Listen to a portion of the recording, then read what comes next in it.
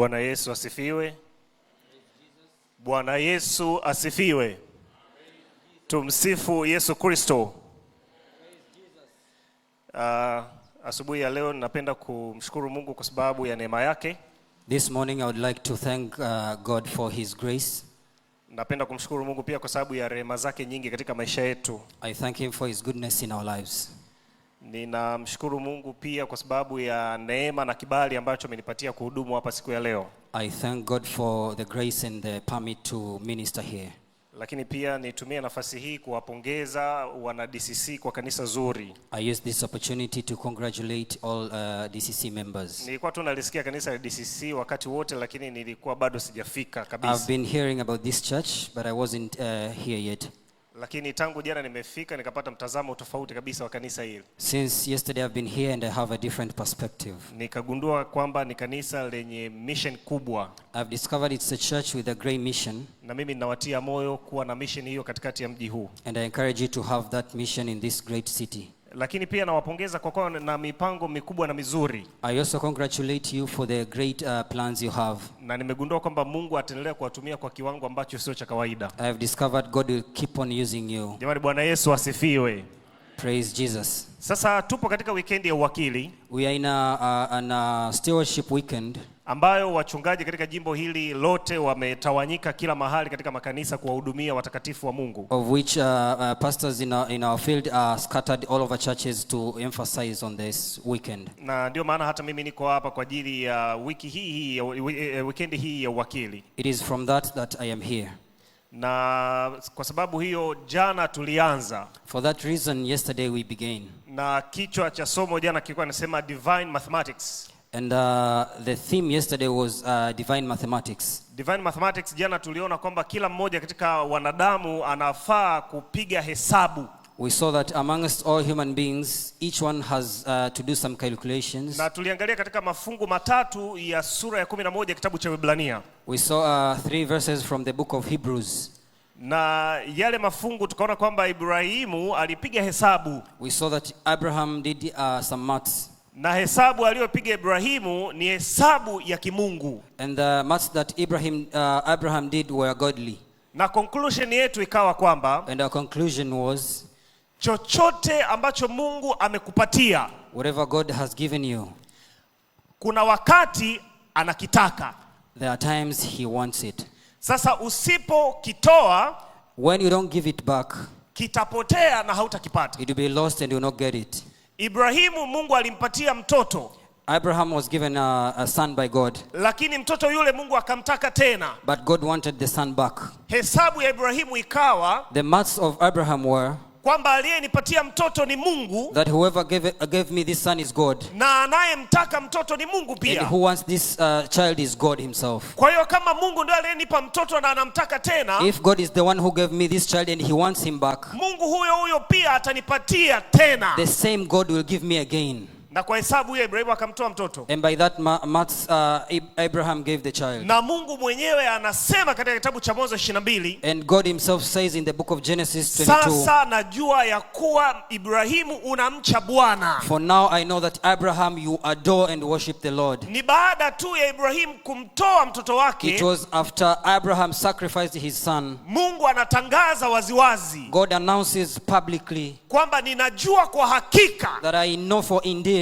Kwamba unamcha Bwana. That you worship God. Kwa hiyo jana tukajitoa wote hapa. So yesterday we submitted ourselves. Maana tuligundua baada ya kupiga hesabu. We discovered after doing calculations. Kwamba tuna mashaka mahali fulani. That we have doubts somewhere. Kuna mahali fulani bado kuna shida. At some points we have problems. Na kwamba Mungu hawezi kutangaza kabisa kwa hakika. And that God cannot announce publicly. Kwamba wewe uliyekuwepo jana kwamba unamcha Bwana. That you who were here yesterday do not worship the Lord. Kwa hivyo tukajitoa wote. So we gave ourselves to God. Na leo sasa, and today again, kichwa cha somo kinasema, the theme says, divine management.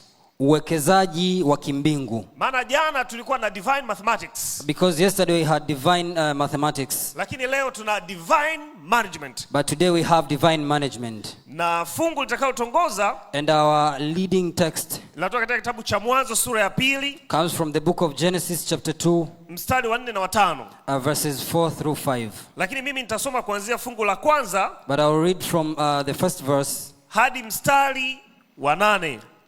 Till verse 8. Kwa hivyo nitasoma sasa. So I'll read. English readers, please follow. Maandiko yanasema, basi mbingu na nchi zikamalizika kuumbwa na jeshi lake lote. Na siku ya 7 Mungu alimaliza kazi yake yote aliyoifanya. Akastarehe siku ya 7. Akaacha kufanya kazi yake yote aliyoifanya. Mungu akaibariki siku ya 7, akaitakasa, kwa sababu katika siku hiyo Mungu alistarehe, akaacha kufanya kazi yake yote aliyoiumba na kuifanya. Mstari wa 4. Hivyo ndivyo vizazi vya mbingu na nchi zilivyoumbwa. Siku ile Bwana Mungu alipoziumba mbingu na nchi, hapakuwa na mche wa kondeni bado, wala mboga ya kondeni haijachipuka bado, kwa maana 1, Bwana Mungu hajainyeshea nchi mvua; 2, wala hapana mtu wa kuilima ardhi. Fungu la 6. Maji yakapanda katika nchi, yakatia unyevu juu ya uso wote wa ardhi. Bwana Mungu akamfanya mtu kwa mavumbi ya ardhi, akampulizia puani pumzi ya uhai, mtu akawa nafsi hai. Mstari wa 8. Bwana Mungu akapanda bustani upande wa mashariki wa Edeni, akamweka ndani yake huyo mtu aliyemfanya. Sasa nitaomba tusome na mstari wa 15. So I will ask you to read verse 15. Mstari wa 15 anasema, Bwana Mungu akamtoa huyo mtu, akamweka katika bustani ya Edeni, ailime na kuitunza. Sasa nitakuwa nikizungumza katika mafungu hayo niliyoyasoma. So I'll be speaking around those verses I've read. Na kwa sababu maneno haya ni makubwa, naomba tuombe tena. Because these words are great, I would ask you to we pray again. Baba mtakatifu na Mungu wa mbinguni, Our Holy Father and God in heaven, asante kwa sababu utazungumza nasi katika maandiko matakatifu. thank you for you speak to us through scripture. Ninakusihi kwamba utawale. I beseech you to reign. Katika jina la Yesu nimeomba, amina. In the name of Jesus I pray, amen. Sasa kuna makosa makubwa sana ambayo watu huwa wanayafanya. There are mistakes that people do.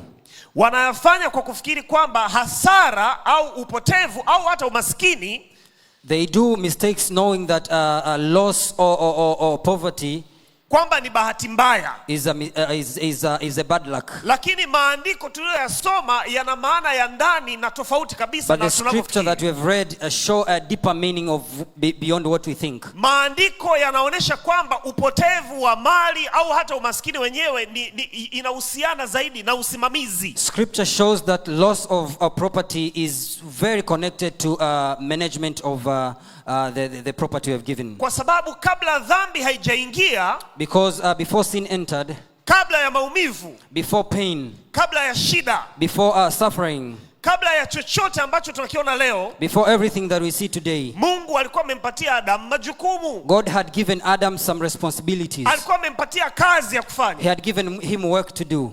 Kwa hiyo kazi So work sio adhabu. is not a punishment. Kazi sio laana. Work is not a curse. Kwa sababu kazi imekuwepo hata kabla ya dhambi. Because work has been there before sin. Lakini uchovu, But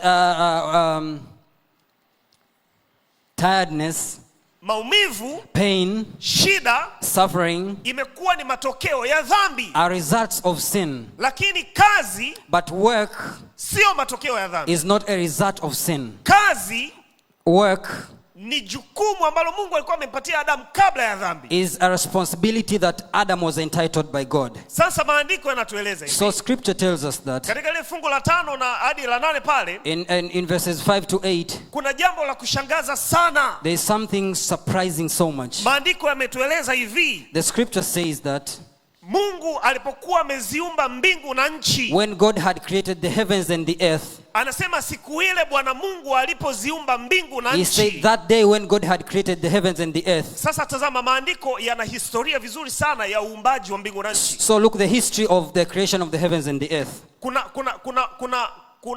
creation and recreation. There is creation and recreation. Kuna uumbaji wa kwanza unaotajwa katika fungu la kwanza la kitabu cha Mwanzo sura ya kwanza. There is the first creation in Genesis 1:1. Pale anaposema hapo mwanzo Mungu aliziumba mbingu na nchi. Which says in the beginning God created the heavens and the Na earth. hilo fungu la kwanza linaishia hapo. So the first verse ends there. Kwa hiyo kuna uumbaji ambao aliufanya Mungu ambao unatajwa hapo mwanzo Mungu aliziumba So mbingu na nchi. there is a creation which mentions when God created the heavens and the earth. Lakini kuanzia fungu la pili But from the second verse ndio anaanza kueleza sasa uumbaji wa siku sita. he starts showing the sequential creation in 6 days. Anaanza kueleza hali iliyokuwepo. It starts displaying the presence, Nchi ilikuwa namna gani? how the earth was, Kwamba palikuwa na giza. that there was darkness, Kwamba palikuwa na maji yametanda kila mahali. and where there were water. Kwamba palikuwa hapana chochote ndani ya maji, hapakuwa na chochote angani. There was void in water and in the sky. Ilikuwa ni tupu.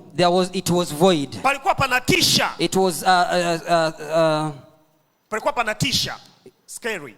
it was scary. It was a scary scene. Kwa hiyo So maandiko yanapoanza kutueleza kwamba pale mwanzo palikuwa na uumbaji wa kwanza, when scripture shows us that there was a first creation, Biblia imenyamaza kwamba ulipita muda gani tangu Mungu tangu maandiko yanaposema hapo mwanzo Mungu aliziumba mbingu na nchi. there is silence in the scripture which shows between the time interval between when he created the first way, Mpaka tunapofika kwenye uumbaji wa siku sita. when he comes to the sequential creation in 6 days. Bado hakuna anayeweza kuestablish kwamba ilipita miaka mingapi. There is no one who can establish the time interval between. Na hiyo ni kwa sababu And that is why, Mungu yuko nje ya muda. because God is out of time dimension. Mungu yuko nje ya muda na space. God is time dimension and space. Kwa hiyo uumbaji wake ndio Mungu una muda, lakini yeye mwenyewe yuko nje ya muda So na space. his creation is estimated in time, but he himself is outside time. Kwa hiyo hakuna yeyote katika wanadamu ambaye mpaka leo ameweza kuestablish ulipita muda gani. So no man has established the time interval between the events. Lakini basi kwa sababu hiyo, But for that reason now, tunaanza kuelezwa ile hali iliyokuwepo ya dunia pale awali. we are shown the condition of the earth in the very beginning. Ndio maandiko yanatueleza hivi. So scripture tells us this. Siku ile Bwana Mungu alipoziumba mbingu na nchi, That day when God created the heavens and the earth,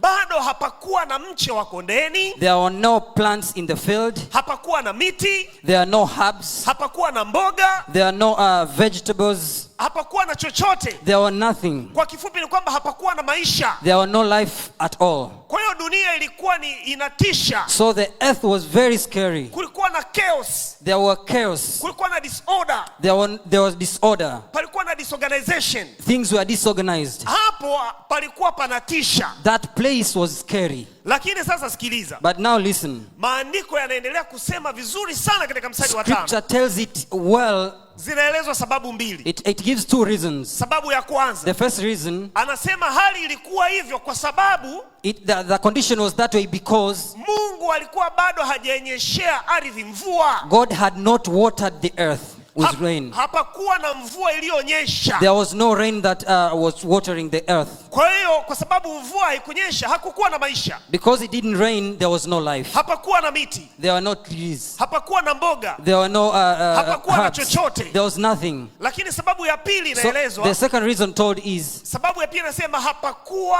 na mtu bado wa kuilima ardhi. there was nobody to tender the field. Haya ni mambo ya kushangaza mno. These are surprising things. Hebu tafakari Now think. kwamba hakuna maisha kwa sababu hakuna mtu. There is no life because there is no man. Hakuna miti kwa sababu hakuna There are no mtu. trees because there is no man. Hakuna mboga kwa sababu hakuna mtu. There are no herbs because there is no man. Ardhi sio productive kwa sababu hakuna mtu. The ground is not productive because there is no man. Mungu amezuia mvua. God has prohibited rain. Mungu amezuia ukuaji. He has restricted growth. Mungu amezuia maisha. He has restricted life. Kwa nini? Why? Anasema kwa sababu hakuna mtu. Because there is no man. Hebu fikiria, Now think, mvua ingekuwa inanyesha, if it was raining hakuna mtu. and there is no man, Mboga zingekuwa zinaota, that herbs would grow hakuna mtu. and there is no man. Pangekuwa na wanyama, There would be animals, lakini hakuna mtu. there is no man. pangekuwa na kila kitu, there would be everything, lakini hakuna mtu, but there would be no man. hiyo nchi ingekuwa ya ajabu. That would be a strange earth. Kwa hiyo Mungu ana akili sana, So God is so intelligent, na kwa hekima yake akaona and by his wisdom he saw kwa that sababu bado hakuna mtu, because there is no man, akazuia mvua kunyesha. he restricted rain. Kwa sababu hakuna mtu, Because there is no man, hakuna mboga kuota. there is no herbs Kwa growing. sababu hakuna mtu, Because there is no man, hakuna miti. there are no trees. Kwa sababu hakuna mtu, Because there is no man, hakuna hata mwanga, there is no light. hakuna hata jua, There is no sun. hakuna nuru, hakuna chochote. There is no light at all. Kwa nini? Why? Kwa sababu hakuna mtu. Because there is no man.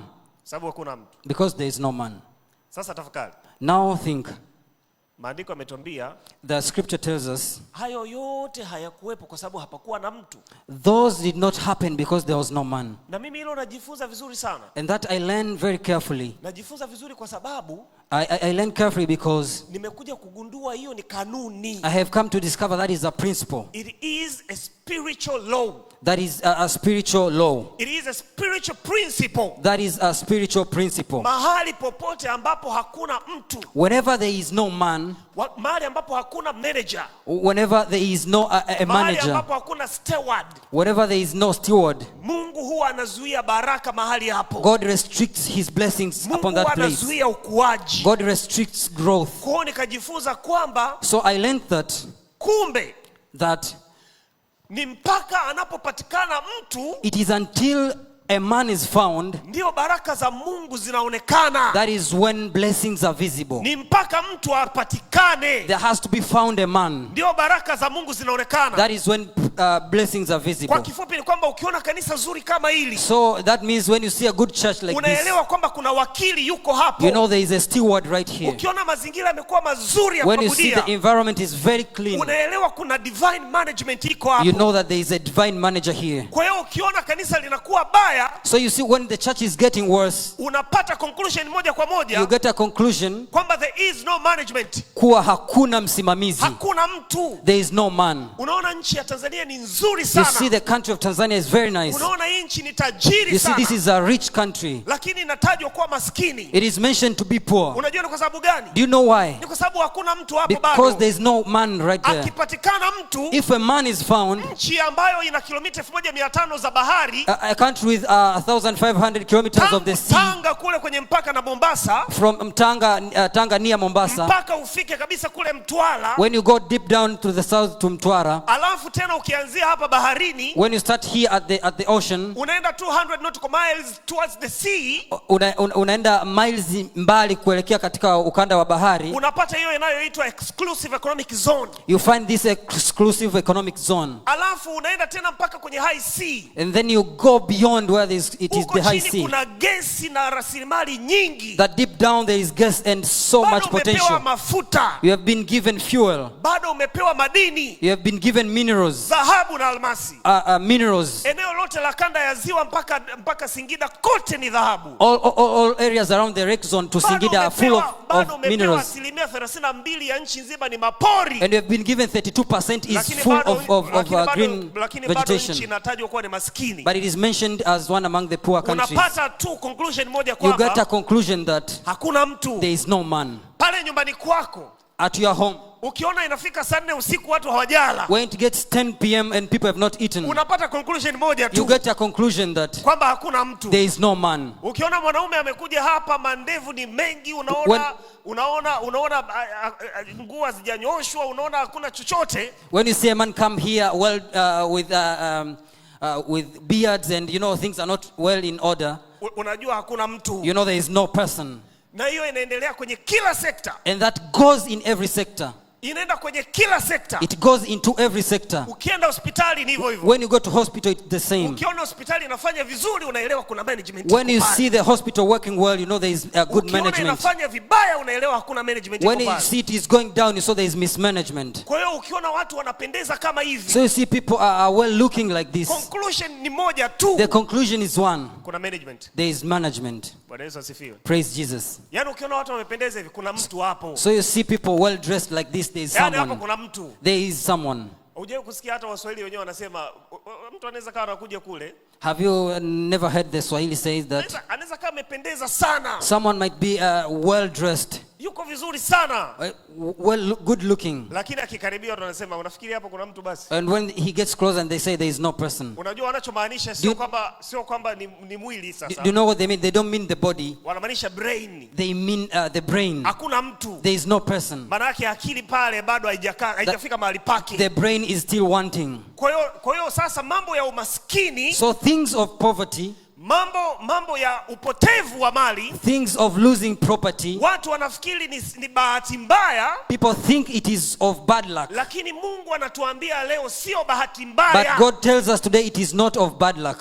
Ni management. It is management. Kwa hiyo sasa sikiliza ukweli mchungu. So listen to this bitter truth.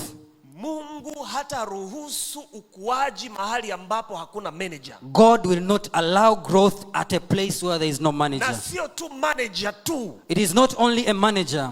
Mungu hata ruhusu ukuaji mahali ambapo hakuna manager mwaminifu. God will not allow growth wherever there is no faithful manager. Ili neno manager pamoja na steward nitakuwa natumia interchangeably. So I'll be interchanging between manager and a steward. Ukisikia manager unaelewa ni steward. So when you hear the manager, understand that he's a steward. Wakili. A steward. Kwa hiyo Mungu hata ruhusu baraka, God will not allow blessings mahali ambapo hakuna wakili mwaminifu. at a place where there is no faithful steward. Kama ambavyo hakuruhusu mboga zikue, That is how he never permitted for herbs to grow. kama ambavyo hakuruhusu miti ikue, The way he restricted trees from growing. kama ambavyo hakuruhusu maisha yawepo, The way he restricted life. kadhalika pia siku hizi za leo, The same way in these days of today. Mungu hata ruhusu baraka yeyote God will not allow any blessing kama hakuna wakili mwaminifu. whenever there is no faithful steward. Ndio maana Paulo anatuambia That is why Paul says, tena inahitajika ili mtu awe wakili mwaminifu. so it requires for a person to be a faithful steward. Ndio inayohitajika. That is what is required. Mtu awe wakili A mwaminifu. person to become a faithful steward. Kwa hiyo unaona wako watu wengine ambao So you see other people who are, Mungu anaweza kuzuia hata baraka ya uzazi. where God restricts even a blessing of having children. Watu wengine sio kwa sababu matumbo yao hayawezi kubeba mimba. It is not because their bellies cannot accommodate mimba. Pregnancy. Thank you. Ila ni kwa sababu It is because Mungu anajua akikupatia, God knows if he gives you pregnancy, kutakuwa na chaos. there will be chaos. Kutakuwa na shida. There will be problems. Kwa hiyo ndo maana Mungu wakati mwingine anazuia hiyo baraka. And that's why God restricts that blessing. Wako wengine ambao There are other people. hata Mungu atazuia pesa.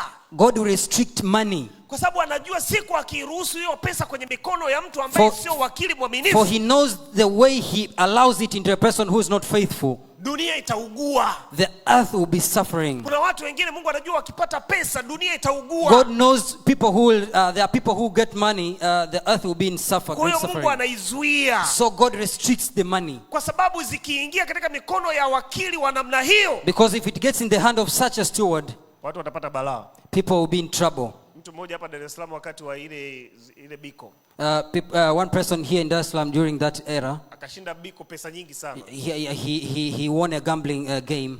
Badala ya kwenda kununua gari ndogo ya kawaida ya kutembelea, Instead of buying a small vehicle, yeye akaenda kununua basi la UDA. he went to buy a big bus. Kama ile madaladala ndo anatembea nalo kama gari binafsi.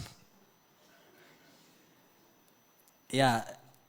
Kama wewe fikiria una mwendo kasi kama lile ndo gari lako binafsi, unatembelea wapi? So having a bus like Mondokas for personal routes. Sasa watu wa namna hiyo, So such people, Mungu ana uwezo wa kuzuia hiyo baraka ya pesa, God has ability to restrict that blessing of money kwa sababu anajua kutakuwa na balaa. because he knows there will be a problem. Na kwa sababu hiyo And for that reason, tunarudi tena katika maandiko hapa. it takes us back to the scripture. Maandiko yanatuambia, The scripture tells us Mungu anatoa baraka, God provides blessings kulingana na uwezo. according to the capacity. Hiyo ni kanuni nyingine tena. That is another principle. Na ninaijuaje? And how do I know that? Ninaijua hiyo kwa sababu katika kitabu cha Mathayo sura 25 I know that because from the book of Matthew chapter 25, mstari wa 14 na 15, verses 14 to 15, Mathayo sura ya 25 Matthew chapter 25, mstari wa 10 na 15. verses 14 and 15. Maandiko yanasema hivi: The word says, maana ni mfano wa mtu atakaye kusafiri. For an example is given from a person who wants to travel. For the kingdom of heaven is as a man traveling into a far country, Anasema aliwaita watumwa wake akaweka kwao mali zake. who called his own servants and delivered unto them his goods. Mstari wa 15. Verse 15. Akampa mmoja talanta 5, Unto one he gave 5 talents, na mmoja talanta 2, to another 2, na mmoja talanta 1. and to another 1. Alafu sikiliza anachosema pale: kila mtu kwa kadiri ya uwezo wake. To every man according to his several ability.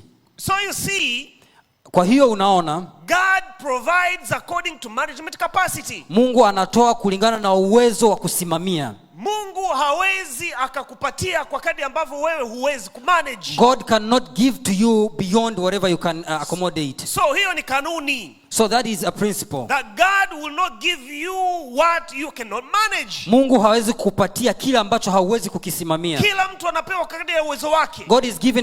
God gives everyone according to their So capacity. you see many people pray, So utaona watu wengi wanaomba, that Lord give me more money, Mungu nipatie fedha zaidi, more influence, nipe ushawishi mkubwa, more opportunities. nipe fursa nyingi. But today heaven is asking, Lakini leo mbingu zinauliza, what have you done with what you have already received? umefanyaje kwa kile ambacho tayari umekwisha kukipokea? Kwa sababu gani nikwambie? For what reason I tell you, Everything that you mismanage, you lose it. kila kitu ambacho haukisimamii unakipoteza. If you mismanage time, Usiposimamia muda, you will lose opportunities. utapoteza fursa. If you mismanage relationships, Usiposimamia mahusiano, you will lose people. utapoteza watu. If you mismanage truth, Usiposimamia ukweli, you will lose direction. utapoteza mwelekeo. Ukishindwa kusimamia kile Mungu alichokupatia, Whenever you mismanage what God has given to you, unapoteza. you'll lose. Sasa nikaendelea kujifunza katika hili eneo. So I kept learning in this area. Nikaja kugundua kwamba I came to discover that kumbe Mungu ameweka hapa mazingira, God has put here an environment upande mmoja.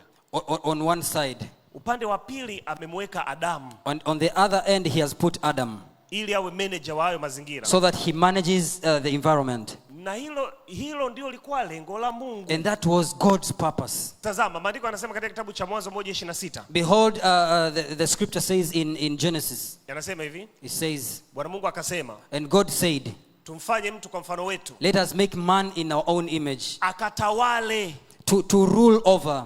Watu wengine wao wanasema, swali likiulizwa hivi, Mungu kwa nini alimuumba mtu? When questions are asked, why did God create man? Wengine wanasema Mungu alimuumba mtu ili amwabudu. People will say God created man for him to worship him. Mtu anaulizwa, kwa nini Mungu alikuumba? Why did God create you? Na wengine wakaenda kabisa wakasema, uliniumba ili nikuabudu. And others sing saying that you created me to worship you.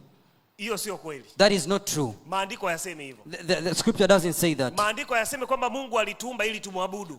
Scripture doesn't say we were created to worship Kwa God. sababu kama ni ibada, If it is worship, sisi kabla binadamu hatujaumbwa, even before our creation as human beings, walikuwepo viumbe wengine wengi sana ambao Mungu there are several creatures worshiping God. Kwa hiyo kama ni swala la ibada, If it is the matter of worship, viumbe wengine wengi tu wanamwabudu Mungu. other creatures are worshiping God. Haya malimwengu yote yanamwabudu Mungu. All these planets are worshiping God.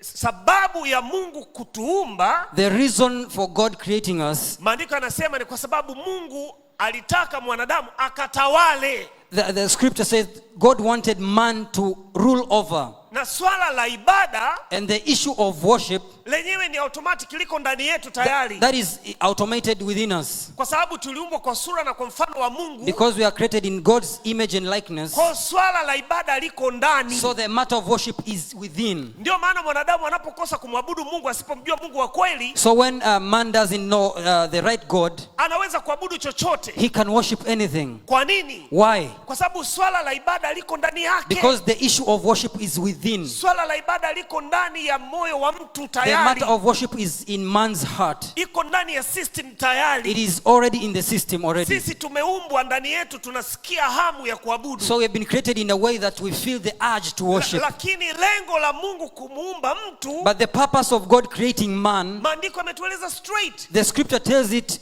plainly. Anasema tumfanye mtu kwa sura na kwa mfano wetu, That we create man in our own image and likeness, akatawale so that he might rule over samaki wa baharini, the fish of the ocean, ndege wa angani, the birds of the air, wanyama wa nchi and yote. the animals of the field. Hapa swala lilikuwa ni management. So the issue was management. Mungu alikuwa anatafuta manager, God was looking for a manager, na ndio maana alizuia ukuaji mpaka atakapopatikana huyu and manager. that is why he restricted growth until he found a manager. Siku alipopatikana manager, The moment a manager was found, mstari wa 6 unatuambia vitu vilivyoanza kutokea. verse 6 tells us how things started happening. Mungu akaanza kuruhusu baraka. Now God started allowing blessings. Anasema unyevu ukapanda kutoka katika ardhi, And he says mist grew out of the earth, ukatia maji katika uso wote wa and it nchi. spilled water all over the earth's surface. Lakini ni baada ya kuwa Adamu And ameumbwa. that was after Adam was created. Ni baada ya kuwa Adamu And ameumbwa. that was after Adam was created. Sasa angalia, Now look, maandiko yanapotueleza hapo, when scripture tells us at that point, yanatueleza kwamba it tells us that Adamu sasa alikuwa ameshaumbwa, Adam was already created, amepatikana manager, and a manager was found, na Mungu ameruhusu tayari ukuaji. and God has allowed growth. Tunajifunza nini sasa leo? And now what do we learn today? Tunajifunza kwamba We learn that yale mazingira ambayo Mungu alikuwa ameyatengeneza the environment that God had created earlier yana respond to the management. were responding to management. Mazingira yana respond to stewardship. The environment responds to management and stewardship. Mungu alimpatia Adam authority over the creation. God gave Adam authority over creation. Kwa hiyo mazingira kwa vyovyote vile itakavyokuwa, So by whatever means the environment they has to respond to the stewardship.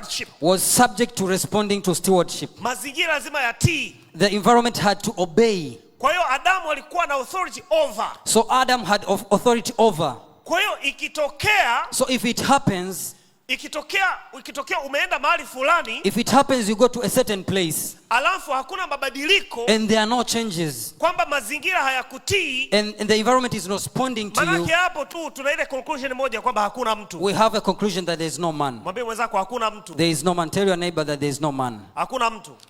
There is no man. Hapo hakuna mtu. There is no man. There is no man. Kwa sababu ni kanuni ya kiroho kwamba mazingira lazima yatarespond. It is a divine principle that the environment responds. Yaani wewe unaweza kwenda mahali fulani, You might go to a certain place hauna kazi, and you don't have a job, alafu unakuta kuna samaki wengi sana. and you find there is plenty of fish. Samaki wengi sana. Plenty of fish. Alafu badala ya kutumia hiyo opportunity, But instead of using that opportunity ili upate maendeleo, for you to get a development, unaanza kulalamika, nasema hawa samaki ni wengi mno. you say there is so much fish here. Yaani hawa samaki ni wengi mno, mimi siwawezi. There is plenty of fish. I can't manage. Unakuta kuna pori kubwa. And you find there is a big forest. Unasema hili pori ni kubwa mno, mimi siwezi. You say this is a big forest. I can't manage it. Unafika mahali unakuta kuna watu hakuna hospitali. You find a place where there is no hospital. Wanasema hospitali ziko mbali sana, mimi siwezi kufanya biashara. You say hospitals are far where I cannot do my business here. Ukishaona mtu analalamika, If you see a person complaining maisha ni magumu sana, uchumi ni mbaya, that the economy is so worse, nataka nikwambie kwenye uchumi mbaya huo wako wengine wanao thrive. in such a worse economy there are people who are thriving. Mwingine analalamika, anasema mimi wazazi wangu walishakufa. Someone will tell you that my parents have already passed away. Lakini wewe haujafa bado. But you are not dead yet. Kwa hiyo kwa kifupi ambacho Mungu anakisema hapa ni kwamba, so shortly it is to say that hakuna excuse kwenye uvivu. There is no excuse in laziness. Kwa sababu the environment has to respond to your stewardship. Kwa sababu mazingira yanaitika kutokana na usimamizi wako. Mazingira lazima yakutii. The environment has to obey. Kwa hiyo kulingana na capacity ambazo Mungu amekupatia na talents ulizonazo, in accordance to the capacity that God has given to you, lazima kuna kitu cha kufanya. it is a must, that is something you have to do. Na ukifanya mazingira yata respond. That when you do it, the environment will respond back. Na kutakuwa na productivity. And there will be productivity. Kutakuwa na ukuaji. There will be growth. Kutakuwa na faida. There will be success. Kwa sababu mazingira yana respond. Because the environment has responded. Alipopatikana tu steward, when a steward was found, ukuaji ukaonekana. Growth was visible. Na wewe mimi nataka nikutangazie mchana wa leo. I want to announce to you this afternoon. Ukitafuta kabisa vipawa alivyokupatia Mungu viko ndani yako tayari. If you search indeed the talents that God has bestowed in you, popote utakapoenda utafanikiwa. Wherever you go, you'll be successful. Kila mahali nyayo za miguu yako zitakapokanyaga utafanikiwa. Wherever you step in, you'll be successful. Ukiwa na kibali cha Bwana utatoboa tu. When God allows you, you go through. Kwa sababu Mungu anatafuta watu kama hao ili afanye miujiza. God is looking for such people for him to Mungu do miracles. anatafuta mawakili waaminifu ili miujiza itokee. God is looking for faithful stewards for miracles to happen. Lakini ukienda kila mahali ukawa unalalamika uchumi mbaya unalalamika kila kitu kibaya. Whenever you keep on complaining of the economy and many other stuffs, hakuna maajabu yatakayotokea, tutaendelea kuwa maskini tu. Nothing wonderful will happen, you'll keep on being poor. Na ndicho kinachotokea katika nchi za Afrika. And that is what is happening in African countries. Tumebaki tunalalamika tulitawaliwa, lakini wenzetu tuliotawaliwa pamoja nao, we keep on blaming and complaining that we have been colonized. Waliachana kabisa na hiyo mindset ya utumwa. They forsake that mindset of colonialism. Leo kaiangalie Singapore ilivyo. Go and look at Singapore. Kaangalie katika zile nchi za mashariki ya mbali. Look at the Far East countries. Zote zimetoka katika umaskini. All were poor. Lakini sisi Afrika tunasemaje? But as Africans, what do we say? Hawa wazungu ndio wabaya. These whites are bad people. Hawa Arabu ndio wabaya. These Arabs are bad people. Hawa China ndio wabaya. These Chinese are bad people. Tumesahau ubaya huko ndani yetu kwa sababu sisi sio mawakili waaminifu. We have forgotten that we are worse within ourselves because we are not faithful. Mungu atusaidie sana. May God help us. Lakini pia nikajifunza kitu kingine. So then I learned another thing. Kwamba kumbe that Adamu alikuwa amepewa kila kitu. That Adam was given everything. Adamu alikuwa amepewa a very perfect environment. Adam was given a very perfect environment. Alikuwa amepewa opportunity ya kuwa na mawasiliano ya moja kwa moja na Mungu. He had an opportunity for direct communication with God. Alikuwa amepewa authority over creation. Alikuwa amepewa mamlaka dhidi ya viumbe wengine. Lakini jambo ambalo limenishangaza, something surprising, kumbe haikuhitaji matendo mengi ya mismanagement. It did not require so many deeds of mismanaging ili Adamu apoteze kila kitu. For Adam to lose everything. It was just a single act of mismanagement that he lost everything. Ilikuwa ni tendo moja ambalo limfanya yeye apoteze kila kitu. Adamu alikosea mara moja. Adam did one mistake only once. Na kwa kukosea mara moja peke yake, and by doing it once, Adamu alipoteza kila kitu. He lost everything. Alipoteza Edeni. He lost Eden. Alipoteza amani. He lost peace. Alipoteza maisha ya milele. He lost eternity. Alipoteza utawala. He lost dominion. Alipoteza hata familia yake. He lost his family. Alipoteza kila kitu. He lost everything. Kwa ajili ya tendo moja, just from one act, la kutokusimamia nyumbani kwake vizuri, of mismanaging his home or homestead. Sasa mimi nitakwambia. So I will tell you. Kanuni inasema hivi. The principle says, whatever you fail to manage, chochote unachoshindwa kukisimamia, you will eventually lose it. Utakipoteza. Utapoteza. You lose it. Na hiyo sio adhabu. And that is not a punishment. Hiyo ni kanuni ya kiroho. That is a spiritual principle. Wako watu kadhaa katika Biblia. There are several people in the Bible ambao wali mismanage vile walivyokuwa wameamini. Who mismanaged whatever they were given. Namkumbuka Sauli mfalme. You know Saul the king. Ali mismanage power. He mismanaged his power. Ali mismanage obedience. He mismanaged obedience. Akapoteza utawala. He lost dominion. Namkumbuka Samsoni. You know Samson. Samsoni alikuwa na nguvu. Who was a powerful man. Ali mismanage ile nguvu yake. He mismanaged the power that he had. Akapoteza. And he lost. Namkumbuka Yuda. You know Judas. Yesu alikuwa amemwamini. Jesus trusted him. Kumanage mission ambayo alikuwa anaifanya. To manage that mission that Jesus had. Lakini alipo mismanage, when he mismanaged, akapoteza maisha yake. He lost his life. Kwa hiyo Mungu huwa hazuii chochote. God does not restrict anything.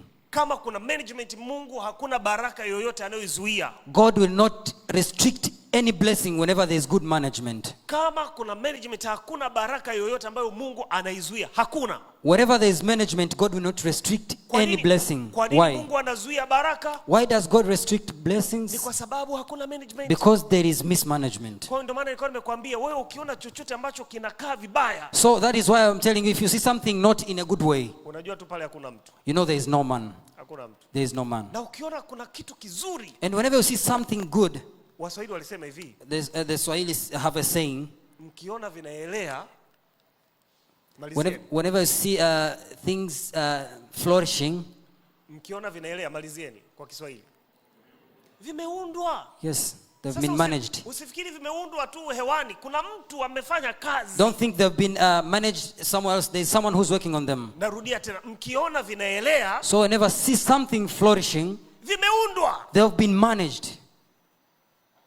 Wewe ukiona haya madude yanaelea huko angani, So if you see devices floating in air, ili dunia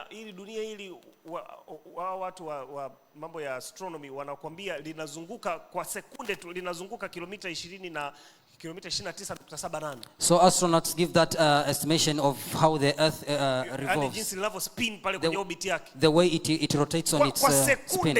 In a second, ndani ya saa moja linazunguka kilomita 1,700,000. in 1 hour it rotates 700,000. Sasa wako wale wanaosema hakuna Mungu. So those who say there is no God, Hilo dude litazungukaje na sisi tuko hapa kwa speed ya namna hiyo? how would such an object rotate while we are here? Yaani jinsi hapa tulivyo tunasafiri kwa kilomita 1,700,000 hapa, lakini tumetulia, na wewe usikii kama kuna tofauti. At such a pace and you don't feel anything, how can we survive? Unafikiri kwamba ni bahati mbaya? Do you think it is out of bad luck? Hilo dude kuna mtu ameliunda. There is someone who has created that object.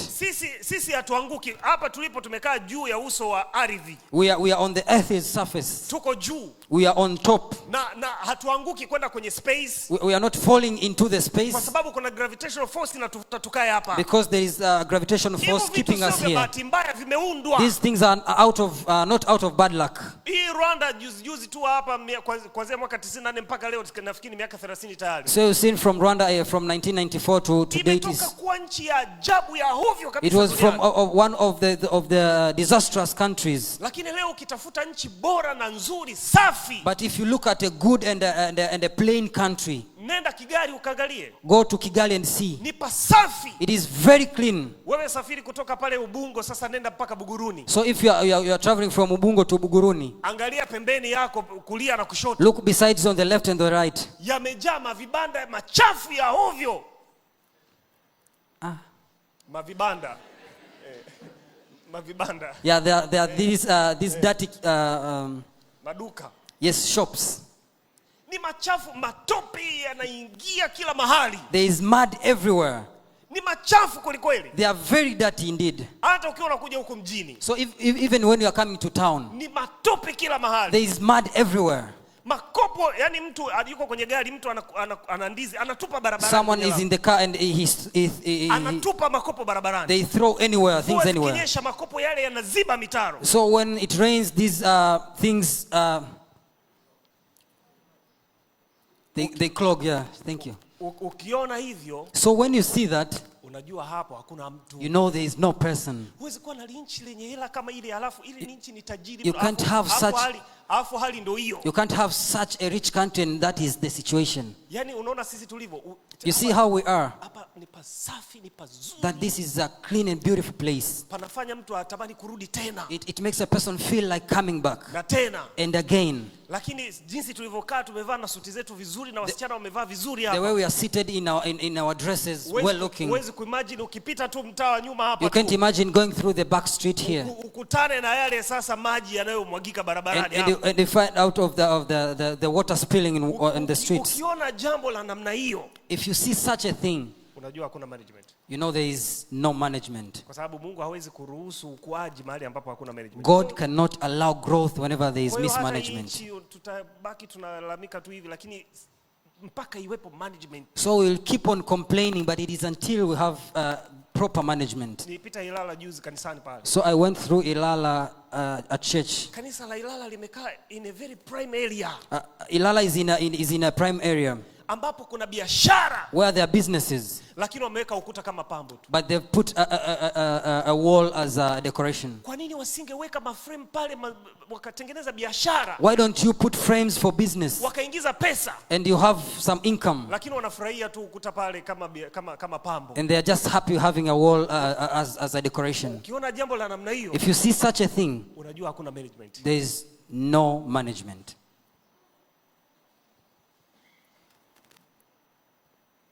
Na makanisa mengine mengi In many other churches, yamekaa kwenye prime area ambapo wangeweza kuanzisha hata petrol station. they're in prime areas where they would even start a petrol station. Lakini sisi tunafurahia kila siku kuchangishana mamichango wakati tungeweza kutengeneza hela. And we are proud of collections, money collections. Yale mawazo ya zamani, yale mawazo yale ya miaka 1800. And we have outdated mechanisms. Kwamba Yesu anakuja kesho asubuhi na kuhakikishia kesho asubuhi atakuwa that Jesus is coming tomorrow morning. I'm sure that kesho asubuhi tutakuwa hapa kwenye juma la nini, kwenye weekend ya wakili, atakuwa Yesu bado tomorrow will be here at the weekend, the stewardship weekend. He's not coming. Kwa watu wamepoteza fursa. So people have lost opportunities. Na mimi hao wazee wetu sijui walikuwa wanafikiriaje kina mzee White. And I don't know our elders how they were thinking. Mimi sitaki watoto wetu waje waseme na sisi tulikuwa tunafikiriaje. I don't want our kids to say how were our fathers thinking. We have to leverage every opportunity that we have.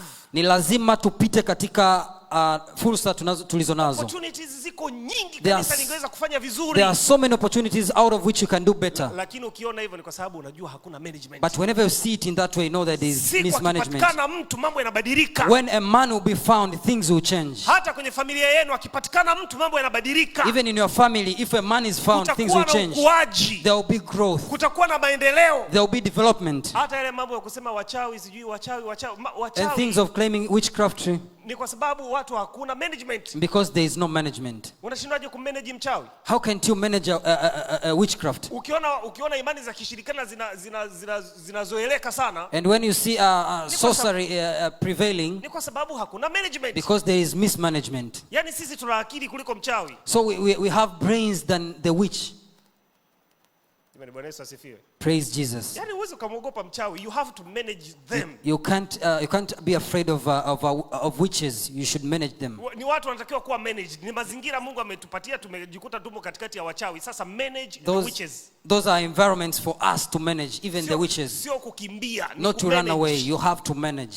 Bwana Yesu asifiwe. Praise Jesus. Mazingira yoyote hata kama ingekuwa magumu namna gani Mungu amekupatia, anatarajia uya manage. Even in hard environment, God wants us to manage. Sasa nitakupa mfano na nimalize. I'll give you an example as I wind up. Kwani wakati nyewe mnaingia palikuwa hivi hapa? Where you entered here, was it like this? Lakini kwa nini pako hapa sasa hivi panaonekana pazuri? Why does it look beautiful like this? Mazingira yaliyoingia hapa yalifaa kwa ibada, yaliyokuwepo yalifaa kwa ibada hapa? Was the environment suitable for worship here? Hapana. No. Hayakuwa yanafaa kwa ibada. It wasn't suitable for worship. Kwa nini leo tunaabudu na watu wanatoka kila mahali wanakuja kusali? Why are we worshiping and gathering people from different places? Ni kwa sababu kuna management. Because there is management. Ni kwa sababu kuna management. Because there is management. Bwana Yesu asifiwe. Praise Jesus. Ni kwa sababu kuna mtu. Because there is a man. Mgeukie mwenzako hapa. Turn to your neighbor. Mwambie kuna mtu. There is a person. Mwambie kuna mtu. There is a person. Kwa utukufu wa Bwana. For the glory of God. Hallelujah jamani. Hallelujah. Kwa hivi ninauliza swali tu ninapomaliza. So I'm posing a question as I wind up. Mungu anauliza hivi. God is asking. Amekupatia vitu. He has given you property. Amekupatia mazingira. He has given you the environment. Amekupatia watu. He has given you people. Amekupa na familia. And he has given a family. Amekupa na fedha. And he has given you money. Amekupa mahusiano. And he has given you relationships. Amekupatia kazi. He has given you work. Can you manage what God has given you? Unaweza kusimamia kile ambacho Mungu amekupatia? Today. Can you manage what God has given you? Unaweza kusimamia Mungu alichokupatia? Can you be faithful in the small things that God has entrusted into your hands? Unaweza kuwa mwaminifu kwa vidogo ambavyo Mungu amekuamini kwavyo? Can you be today? Unaweza kuwa hivyo leo? God has given you so much. Mungu amekupa vingi. You have good health. Una afya njema. You can walk from your place that you stays to this place that you worship. Unaweza kutembea kutoka unakoishi mpaka hapa tunapoabudu. But can you be faithful in the little things that God has given you? Unaweza kuwa mwaminifu kwa vichache ambavyo Mungu amekupatia. God has given you a family. Mungu amekupatia familia. There's plenty of members, family members in your place. Kuna watu wengi katika familia yako. But can you manage? Je, unaweza kusimamia? Lakini kama unaona kuna shida kidogo, Like if you see there is a problem, unaona kuna shida kidogo, if you see there is a little problem, ningekupendekezea I suggest to you, tumuombe Mungu atupatie uwezo wa kumanage. let us seek from God the ability to manage. Kwa sababu hatari ni moja tu. Because there is only one danger. If you don't, Usipo, you are going to lose them. if you don't manage, you're going to lose them. Unaenda kupoteza. You're going to lose them. Kama kuna mahusiano ukimismanage unapoteza huyo mtu. If there is a relationship which you mismanage, you lose a person. Kama kuna ndoa umepewa ukimismanage unapoteza ndoa. If you mismanage marriage, you lose it. Kama kuna mali ukimismanage unaipoteza. If there is possession and you mismanage, you lose it. Unaona mwili Mungu ametupatia mzuri na una afya njema. You see this good body God has given you. If you mismanage it, magonjwa yataingia na mwisho utakufa, you'll utapoteza. be diseased and you'll be lost. So whatever you mismanage, you lose it. Whatever chochote unacho ambacho haukisimamii utakipoteza. Na kwa sababu hiyo, and for that reason, kama unafikiri kuna mahali kidogo kuna shida ya management katika maisha yako, whenever you think there is a problem in management in your life, ningekupendekezea liwe ombi letu sisi wote mchana huu wa leo. I suggest to you this afternoon for it to be our prayer, Kwamba Bwana, that our Lord tusaidie uwezo help us the ability wa kumanage vitu ulivyotupatia, to manage the things you have given to us, ili tusivipoteze. so that we may not lose them. Bwana tusaidie kabisa. Lord, help us. Maana usipotusaidia tutapoteza kwa hakika. Because if you don't give us, we will lose them indeed.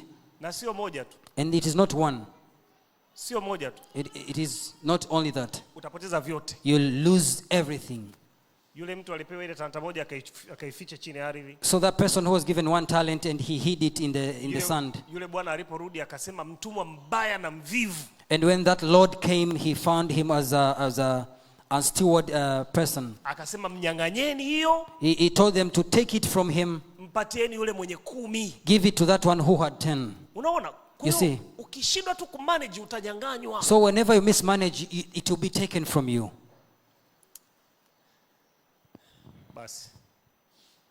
Kwa hiyo tunapokuwa tunaimba kidogo tu ule wimbo namba 122 kwa sauti ya chini tu, mpige kinanda anapotuongoza. So as we sing hymn number 122 in a lower tone, lower voice, kidogo tu. Kama ni ombi lako kwamba Mungu akupatie uwezo wa kumanage vile alivyokupatia. if it is your dear prayer for God to give you an ability to manage, wewe utasimama. you shall raise. Mara tunataka twende kwenye maombi maalum sana. We want to go to special prayers. Maalum sana. Very special. Jambo la kwanza. One thing. Jambo la pili. The second thing is, kama uko hapa if you are here na ungetamani kupata kile kitabu cha uwakili, and you desire to have that book of stewardship, ili ujisomee mwenyewe kwa muda wako, so that you study it on your own time. Wako watu miongoni mwenu hapa. There are people amongst us. Watakupitisheni karatasi. They will pass a paper between you. Ili tuweze kupata order ya vitabu. For us to have those orders of books, andika jina lako pale. please jot down your name. Tunatamani kila mtu aliyeko hapa ndani apate kitabu cha uwakili. We desire for every person to have a book on stewardship, Ili wewe mwenyewe uende ukajisomee management. so that on your own you study about management. Nenda ukajisomee mwenyewe namna ya kumanage. Go and read on your own how to manage. Ziko talanta na mali na kila kitu Mungu ametupatia. There are talents and possessions that God has given to you. Go and read for yourself. Nenda ujisomee mwenyewe, Ili uone Mungu anataka nini kwako. so you understand what God desires from you. Wewe andika tu pale. Just right there. Tutapata order kamili ya vitabu kulingana na jinsi tulivyoandika katika hizo karatasi. We have specific orders according to the names written. Alafu tutakapokuwa tumesoma, And after reading, Mungu atatusaidia kujua namna ya kumanage kila kitu. God will help us understand ways of managing everything. Basi tuimbe ule wimbo namba 122 sasa. Shall we sing hymn number 122? Kama ni wewe unasema lile ombi la kwanza, basi utasimama. If it is you saying the prayer, you'll rise with us. Yote namtole a Yesu, yu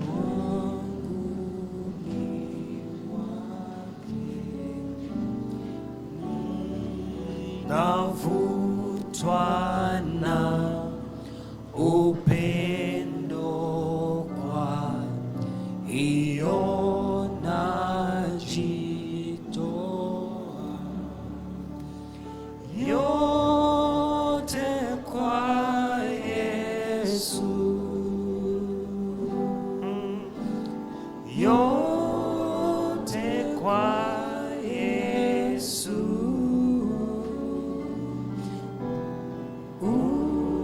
Upendo wako hushinda, Yesu natoa. Beti la 4. Yote namtolea Yesu, nami naona sasa Furaha ya ukombozi, furaha ya ukombozi na sifu jina lake. yote kwa Yesu, Yote kwa Yesu, yote kwa Yesu, yote kwa Yesu.